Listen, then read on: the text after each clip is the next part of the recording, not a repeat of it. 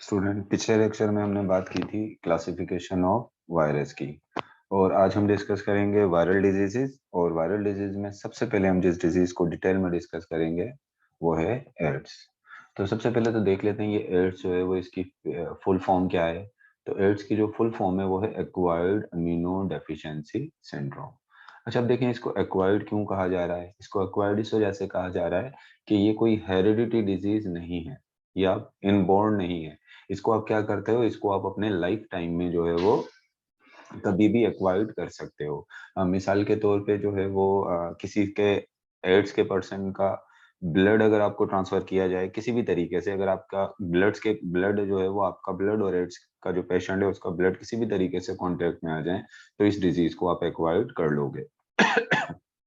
इसी तरीके से अगर आप किसी एड्स के पेशेंट के साथ सेक्सुअल कांटेक्ट में आ जाते हो तो भी आप डिजीज एक्वायर्ड कर सकते हो। तो इसका मतलब ये डिजीज इनबॉर्न नहीं होती, अपने लाइफ टाइम में जो है वो लाइफ टाइम में आप कभी भी इसको एक्वायर्ड कर सकते हो। इसके अलावा ये डिजीज जो है इसको इम्यूनो डेफिशिएंसी क्यों कह रहे हैं। इम्यूनो डेफिशिएंसी इस वजह से कह रहे हैं कि ये किसको वीक कर देती है। ये वीक कर देती है अब आपके इम्यून सिस्टम को। हमारे इम्यून सिस्टम को जो है ये वीक कर देती है। हमारे मुदाफ़ाती निज़ाम को इसका वायरस वीक करता है। तो इस वजह से इसको हम कह रहे हैं इम्यूनो डेफिशिएंसी सिंड्रोम। अब syndrome basically it is a collection of symptoms, बहुत सारे सिम्टम्स का एक कलेक्शन जिसकी एक ही कॉज हो। तो इस तरीके से एड्स के अंदर भी मुख्तलिफ अलामात ज़ाहिर होती हैं, मुख्तलिफ साइन और सिम्टम्स होते हैं। तो इनको हम क्या कहते हैं, इसको हम कहते हैं सिंड्रोम। तो इसी वजह से हम एड्स के लिए फुल फॉर्म क्या है, एक्वायर्ड इम्यूनो डेफिशिएंसी सिंड्रोम। तो चलें अगर हम इसकी डिस्कवरी की बात करें कि एड्स का वायरस जो है वो कब डिस्कवर हुआ। तो एड्स का वायरस को जो आइडेंटिफाई किया गया 1984 में by a research team from Pasteur Institute in France and National Institute of Health in USA. यानी इसका जो वायरस को सबसे पहले आइडेंटिफाई किया इन दो इंस्टीट्यूट से किया गया था। एक पास्चर इंस्टीट्यूट इन फ्रांस की एक टीम ने और दूसरा जो है वो नेशनल इंस्टीट्यूट जो है कहाँ पर था, नेशनल इंस्टीट्यूट जो कि जो है वो ऑफ हेल्थ जो कि अमेरिका के अंदर था। तो इन दो जगहों से जो है वो इसको क्या किया गया, इसको आइडेंटिफाई किया गया। अच्छा, पास्चर इंस्टीट्यूट इन फ्रांस ने जो इसको आइडेंटिफाई किया था वो जो एड्स के पेशेंट थे उनके लिम्फ नोड से इस वायरस को जो है वो आइडेंटिफाई किया था। तो इसी वजह से इन्होंने इसका नाम जो रखा, पास्चर इंस्टीट्यूट ऑफ साइंस में जो रिसर्चर टीम थी उसने इसको नाम दिया LAV। एड्स के वायरस को क्या नाम दिया, LAV, यानी लिम्फो डेम्पाथे वायरस, यानी लिम्फ नोड पर जो के साथ एसोसिएटेड होता है, ये नाम दिया है इस वायरस को। अच्छा, इसके अलावा जो ये national Institute of Health in US है, इन्होंने जो एड्स का जो पेशेंट था उसके ब्लड से जो है वो ब्लड में कहा टी लिम्फोसाइट से जो है ये वायरस जो है वो डिस्कवर किया था या आइडेंटिफाई किया था। तो इस वजह से इन्होंने इसका नाम रख दिया TLV, यानी टी लिम्फोसाइट वायरस। तो ये दो डिफरेंट नाम दिए गए, लेकिन बाद में इन दोनों नामों को रिजेक्ट कर दिया गया। और 1986 में HIV काज जो एड्स काज करने वाला वायरस था उसको क्या नाम दे दिया गया, उसको नाम दे दिया गया HIV। तो याद रख लीजिएगा कि इसको जो है वो आइडेंटिफाई जो किया गया था इस वायरस को वो 1984 में किया गया था। और कहाँ से, और इसमें जो है वो रिसर्च टीम जो है वो कहाँ की थी जिन्होंने आइडेंटिफाई किया था, पास्चर इंस्टीट्यूट इन फ्रांस और दूसरा national Institute of Health in USA. इसके बाद हम आ जाते हैं HIV वायरस के स्ट्रक्चर की तरफ। तो HIV वायरस जिसकी फुल फॉर्म है ह्यूमन अमीनो डेफिशिएंसी वायरस। तो ये HIV वायरस पहले तो याद रख लेंगे ये स्फेरिकल होता है। इसकी शेप कैसी होती है, इसकी शेप जो है वो स्फेरिकल है। और ये वायरस के कौन से ग्रुप से बिलोंग करता है, रेट्रो वायरस। आगे हम डिस्कस करेंगे कि रेट्रो वायरस किसको कहते हैं, बल्कि पिछली क्लासेस में आपको बता भी चुका हूँ कि रेट्रो वायरस किसको कहते हैं। HIV वायरस स्फेरिकल वायरस होता है, रेट्रो वायरस होता है। इसी के साथ ये एनवेलप वायरस है, यानी इसके पास एनवेलप भी मौजूद है। अगर हम HIV वायरस का जर्नल जो है वो, HIV वायरस को अगर हम जर्नली यहाँ पर जो है वो देखें इसकी स्ट्रक्चर, तो जिस तरह से आम वायरसेस होते हैं उसी की तरह HIV वायरस में कोर होगा और एक क्या होगा, कोट होगा। अब जिस तरीके से आपको पता है कि जो सेंट्रल इनर पार्ट होता है वायरस का उसको क्या कहते हैं, उसको हम कोर कहते हैं। और जो आउटर पार्ट होता है उसको क्या कहते हैं, उसको हम कोट कहते हैं। इस तरह ये वायरस का कोट हो गया और ये क्या हो गया, ये कोर हो गया। तो वायरस का जो एड्स का जो वायरस होता है, अगर हम उसके कोर में देखेंगे इसके कोर में क्या क्या होते हैं, तो इसके कोर में वायरल जीनोम होते हैं और कोर प्रोटीन होते हैं। अब वायरल जीनोम में बेसिकली वायरल जीनोम या वायरस का जो जेनेटिक मटेरियल है, तो वायरल जीनोम में क्या आ जाते हैं, 2 सिंगल स्ट्रैंडेड आरएनए जो है वो वायरल जीनोम है, और 3 डिफरेंट टाइप्स के यहाँ पर एंजाइम्स होते हैं कोर में, जो कि क्या है, जो वायरल प्रोटीन, कोर प्रोटीन, जिसको हम क्या कहेंगे, कोर प्रोटीन कहेंगे, या कोर एंजाइम्स जो हैं ये हैं। अगर अब वायरल जीनोम की बात करें, वायरल जीनोम मतलब 2 सिंगल स्ट्रैंडेड, इसमें क्या होते हैं, ये आरएनए होते हैं। अब अगर हम इन आरएनए की बात करें तो ये दोनों आरएनए जो हैं वो आइडेंटिकल होते हैं। अब आइडेंटिकल का मतलब क्या है कि अगर इस पे एक न्यूक्लियोटाइड यूरेसिल है तो यहाँ भी यूरेसिल होगा, यहाँ एडेनिन है तो यहाँ भी एडेनिन होगा, यहाँ ग्वानिन है तो यहाँ पर भी ग्वानिन होगा, यहाँ साइटोसिन है तो यहाँ भी साइटोसिन होगा। यानी दोनों आरएनए के स्ट्रैंड पर न्यूक्लियोटाइड की जो तरतीब है वो क्या होती है, वो सेम होती है। तो हम कह रहे हैं कि ये दोनों आरएनए के स्ट्रैंड जो हैं वो एचआईवी वायरस में क्या होते हैं, ये आइडेंटिकल होते हैं, लेकिन कॉम्प्लीमेंट्री नहीं होते। अगर कॉम्प्लीमेंट्री होते तो देखो इनकी तरतीब किस तरह से होती कुछ, अगर हम मैं इसको कॉम्प्लीमेंट्री बना दूं दोनों को, तो कॉम्प्लीमेंट्री इस तरह से होंगे। आपको पता है कि आरएनए के अंदर यूरेसिल का कॉम्प्लीमेंट्री है एडेनिन, एडेनिन का कॉम्प्लीमेंट्री है यूरेसिल, ग्वानिन का कॉम्प्लीमेंट्री है साइटोसिन, और साइटोसिन का कॉम्प्लीमेंट्री है ग्वानिन। तो ये क्या हो गया, ये कॉम्प्लीमेंट्री हो गए। अगर ये दो आरएनए स्ट्रैंड कॉम्प्लीमेंट्री होते तो ये सिंगल स्ट्रैंडेड नहीं होते, ये आपस में इनकी ऐसे हाइड्रोजन बॉन्डिंग हो जाती और ये क्या बन जाते, ये डबल स्ट्रैंडेड आरएनए हो जाता। तो वायरस का आरएनए जो है वो इसके पास 2 आरएनए होते हैं लेकिन सिंगल स्ट्रैंडेड होते हैं। उसकी वजह ही ये होती है क्योंकि ये जो है वो दोनों आइडेंटिकल होते हैं, ये बेसिकली जो है वो कॉम्प्लीमेंट्री नहीं होते। तो देखिए यहाँ पर बात, यहाँ इसकी कुछ डिस्क्रिप्शन दी हुई है वायरल जीनोम की। वायरल जीनोम जो है वो किस पर कंसिस्ट होता है, सिंगल स्ट्रैंडेड आरएनए पर, यानी 2 सिंगल स्ट्रैंडेड आरएनए होते हैं। आइडेंटिकल नॉट कॉम्प्लीमेंट्री, मैंने आपको बता दिया ये आरएनए आइडेंटिकल होते हैं लेकिन कॉम्प्लीमेंट्री नहीं होते। इसके अलावा टोटल 9 जीन्स आर प्रेजेंट, यानी अगर हम इस वायरस के अंदर देखें आरएनए में, तो टोटल जीन कितने मौजूद होते हैं, 9। टोटल जो है वो इसमें कितने जीन मौजूद होंगे, यहाँ पर इसके आरएनए में 9 जीन जो है वो मौजूद होते हैं। अच्छा, अब इधर जो है वो, ये तो हमने बात कर ली इसके वायरल जीनोम की। इसके बाद हम कोर प्रोटीन की या कोर एंजाइम की बात करें तो वायरस के पास 3 तरह के कोर प्रोटीन या कोर एंजाइम होते हैं। यहाँ आप देख लें कि इसके पास जो है वो, देखें 3 तरह के ये कोर एंजाइम मौजूद हैं। एक कोर एंजाइम को मैं कह रहा हूँ रिवर्स ट्रांसक्रिप्टेज, दूसरे को मैं कह रहा हूँ इंटीग्रेज, और तीसरे को मैं कह रहा हूँ प्रोटीएज।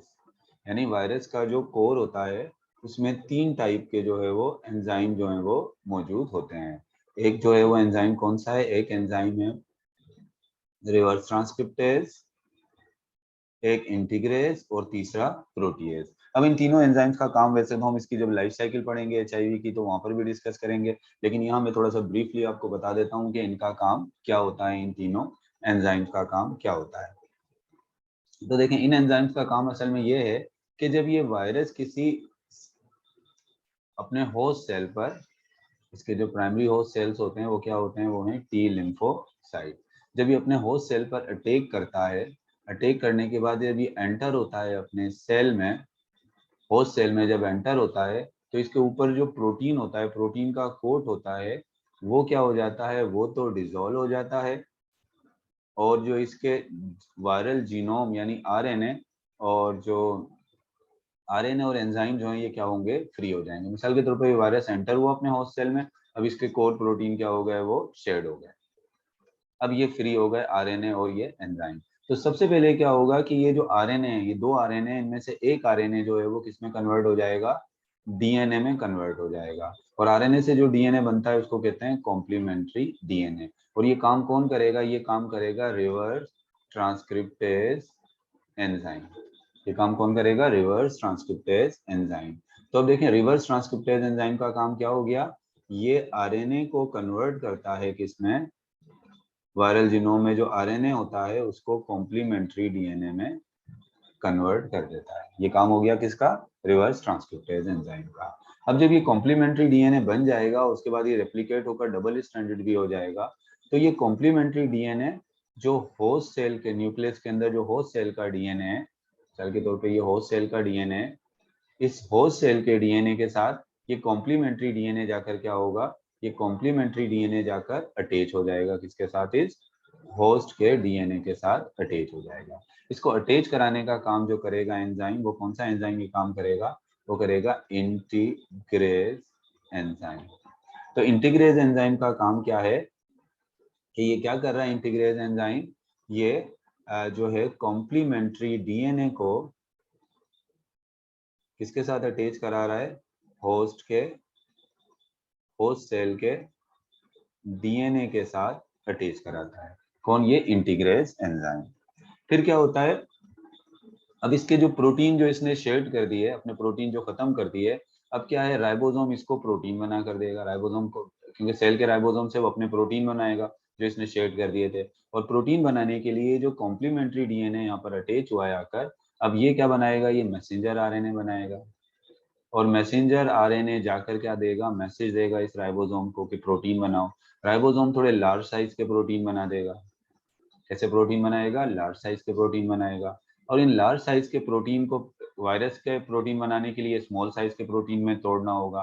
तो लार्ज साइज के जो स्ट्रक्चरल प्रोटीन राइबोसोम बना कर देगा, उनको स्मॉल साइज के प्रोटीन में जो ब्रेक डाउन करेगा, वो कौन सा एंजाइम करेगा? Protease enzyme.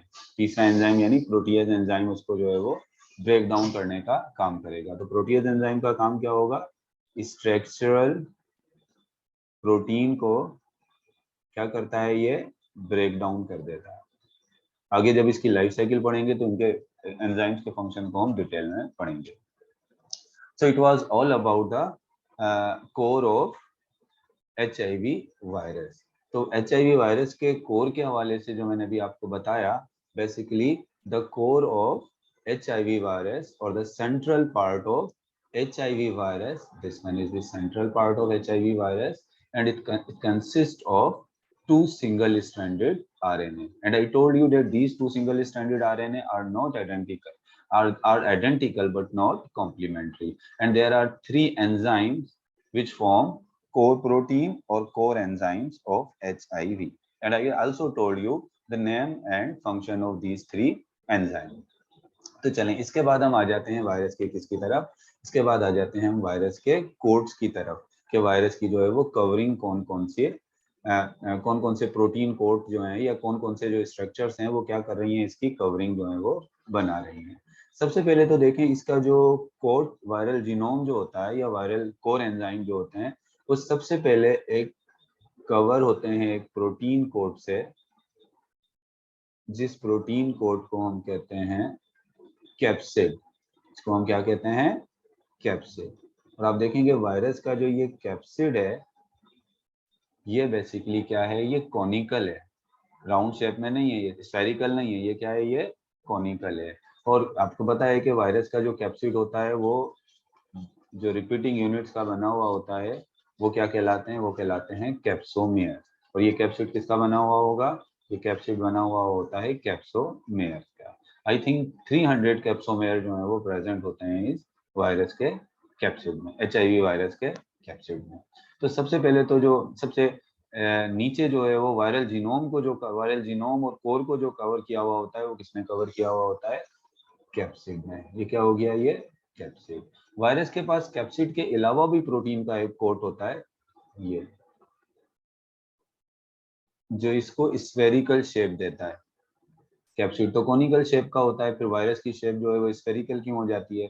तो कोट के ऊपर, कैप्सिड के ऊपर एक और प्रोटीन कोट मौजूद होता है, जिसको हम कहते हैं शेल प्रोटीन। इसको हम क्या कहते हैं? Shell protein. और शेल प्रोटीन बना हुआ होता है किसका?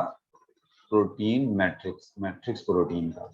ये देखें इस तरह से मैट्रिक्स प्रोटीन है, जिसने क्या बनाया हुआ है? ये बनाया हुआ है शेल प्रोटीन। तो कैप्सिड के ऊपर क्या हो गया? कैप्सिड के ऊपर आ गया शेल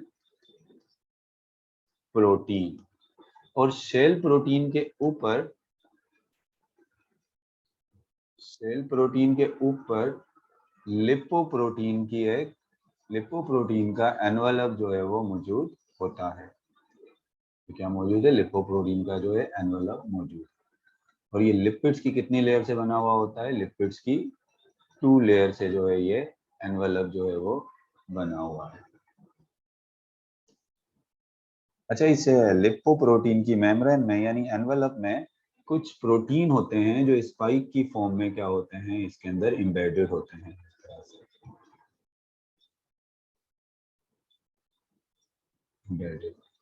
इनको हम कहते हैं, ये जो स्पाइक हैं ये बेसिकली इनकी केमिकल नेचर क्या है? इनकी केमिकल नेचर ग्लाइकोप्रोटीन है। अभी ऊपर वाला जो है एरिया, ये जो इसको हम कहते हैं जीपी 120 यानी ग्लाइकोप्रोटीन 120। और ये जो मेम्ब्रेन के अंदर पेनेट्रेट किया हुआ है जिस पार्ट ने, उसको हम कहते हैं जीपी ट्रांस मेम्ब्रेन या जीपी 41। ये असल में इनके साइजेस की बेस पर इनको नाम दिया है 120 और 41। तो जीपी 120 और जीपी 41 ये होस्ट सेल के साथ इसको अटैच होने में, उनको रिकॉग्नाइज करने में ये ग्लाइकोप्रोटीन क्या करते हैं? हेल्प करते हैं। तो अब ये देखें, वायरस की तो हमने कोर की बात कर ली। अब HIV वायरस की जो है वो कोड की अगर बात करें तो इस तरह अभी मैंने आपको बता दिया कि इसके जो कोड होते हैं, इसके कोड के अंदर एक कैप्सिड है, एक प्रोटीन शेल है और तीसरा क्या है? एनवेलप। यानी 3 कोड मौजूद हैं जिनमें से 2 कोड प्रोटीनियस होते हैं। ये 2 कोड कैप्सिड और शेल प्रोटीन, ये 2 कोड जो है वो क्या है? प्रोटीनियस है, प्योर क्या है? प्रोटीन के बने हुए हैं। जबकि ये लिपो एनवेलप जो है इसकी जो नेचर है वो क्या है? ये लिपो प्रोटीनियस नेचर है। और इसमें क्या होते हैं? कुछ ग्लाइकोप्रोटीन के स्पाइक्स भी लगे हुए होते हैं। तो कैप्सिड क्या, मैं ये कुछ डिस्क्रिप्शन कैप्सिड की है, मैं आपको बता चुका हूँ कि कैप्सिड जो है वो कॉनिकल शेप होता है और किसका बना हुआ होता है? कैप्सोमेर का बना हुआ होता है। प्रोटीन शेल जो है वो प्रेजेंट बीनीथ एनवेलप, यानी एनवेलप के कहाँ होता है? ये नीचे की तरफ। आप इधर देख सकते हैं, ये शेल प्रोटीन जो है, ये शेल प्रोटीन है, ये किसके नीचे है? ये एनवेलप के जो है वो नीचे है। और इसकी अगर हम दूसरी तरह से इसकी लोकेशन की बात करें तो कैप्सिड और एनवेलप के बीच में, ये देखें कैप्सिड हो गया और एनवेलप के बीच में क्या मौजूद है? इनके बीच में जो है वो शेल प्रोटीन मौजूद है। और ये जो शेल प्रोटीन होता है ये बना हुआ किसका होता है? ये मैट्रिक्स प्रोटीन का बना हुआ होता है। एनवेलप की बात करें तो सबसे आउटर कवरिंग, अगर आपसे पूछा जाए वायरस की एनवेलप वायरस की, HIV वायरस की सबसे आउटर कवरिंग क्या है, तो आप बताओगे वो एनवेलप है। और एनवेलप किस चीज का बना हुआ होता है? लिपोप्रोटीन का बना हुआ होता है। और एनवेलप में जो है वो 2 types of lipid spike, 2 layer of lipids का बना होता है। और यहाँ पर कुछ प्रोटीन होते हैं स्पाइक की फॉर्म में, एक को कहते हैं जीपी 120 और एक को कहते हैं जीपी 41। जीपी 120 जो है वो आउटर साइड पर होता है लिपोप्रोटीन के, और जीपी 41 जो है वो कहाँ होता है? मेम्ब्रेन के इनर साइड पर होता है। So this was all about the structure of HIV। अब स्ट्रक्चर ऑफ HIV में आपने क्या याद रखना है एमसीक्यूज पॉइंट ऑफ व्यू से? आपने एक तो जो है वो इसकी याद रखना है कि इसको जो है वो कौन से एयर में आइडेंटिफाई किया और कौन से इंस्टीट्यूट ने जो है वो इसको आइडेंटिफाई किया था। ये 2 बातें आपने याद रखनी है। इसके बाद आपने फिर याद रखना है कि इसको नाम जो है वो HIV जो है वो कौन से ईयर में दिया गया था। इसके बाद स्ट्रक्चर के अंदर याद रखोगे कि ये वायरस स्ट्रक्चर में इसके कुछ कैरेक्टरिस्टिक याद रखोगे, स्फेरिकल होता है, रेट्रो वायरस होता है और एनवेलप वायरस होता है। फिर याद रखना है कि वायरल जीनोम के अंदर जो है वो वायरल जीनोम जो है वो किसका बना हुआ होता है, या वायरल जेनेटिक मटेरियल किसका बना हुआ होता है? RNA का बना हुआ होता है। नंबर ऑफ जीन भी याद रखने हैं कि इस पे कितने मौजूद होते हैं, टोटल 9 जीन जो है वो मौजूद होते हैं। फिर कोर प्रोटीन या कोर एंजाइम में याद रखना है, इन तीनों एंजाइम्स के नाम भी याद रखने हैं और इनके फंक्शन भी आपने याद रखने हैं। फिर आपने जो इसके कोड्स हैं, इन कोड्स के तीनों कोड्स के नाम याद रखने हैं, कैप्सिड, प्रोटीन शेल और एनवेलप। फिर याद रखना है इसमें से कौन से कोड प्रोटीनियस नेचर के होते हैं और कौन सा कोड जो है वो लिपोप्रोटीनियस नेचर का होता है। फिर आपने कैप्सिड की शेप याद रखनी है। आपको पता है कैप्सिड बना हुआ तो कैप्सोमेयर का ही होता है। और प्रोटीन शेल की आपने एक तो शेप याद रखनी है कि ये स्फेरिकल होता है, और इसकी लोकेशन याद रखनी है कि ये HIV वायरस में कहाँ पर मौजूद होता है। एनवेलप की आपने कंपोजिशन याद रखनी है। एनवेलप पे जो स्पाइक होते हैं जीपी 120 और जीपी 41, इसका आपने जो है वो याद रखना है कि ये 2 जो है वो इनकी भी पोजीशन याद रखनी है। एक आउटर होता है और एक इनर होता है। इनका फंक्शन क्या होता है, जब मैं आपको लाइफ साइकिल ऑफ HIV पढ़ाऊंगा तो उसमें मैं फंक्शन भी जो है वो आपसे डिस्कस करूंगा। तो आज हम सिर्फ यहीं तक जो है वो बात करते हैं, फिर नेक्स्ट टाइम जो है हम पढ़ेंगे लाइफ साइकिल ऑफ HIV